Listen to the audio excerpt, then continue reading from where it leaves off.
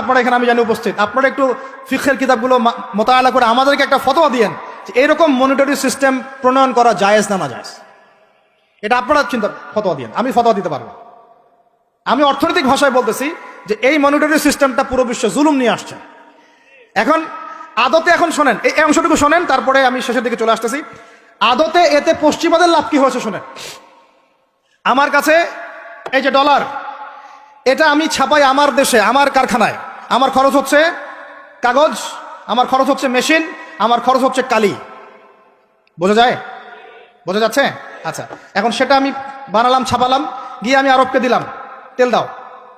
ওরা এই কাগজের টাকাটা নিল, নিয়ে রিজার্ভ করলো, করে মূল যে তেল, এই তেলটা মনে করেন তেল বা সোনা, তেল বা সোনা একই কথা, কারণ সোনার ফাংশন প্লে করছে এখন তেল। এখন তো যেহেতু গোল্ড দিনার নাই, দিরহাম নাই, এই তেলটা তারা নিল, নিয়ে ওদের দেশের আন্ডারগ্রাউন্ডে বাংকার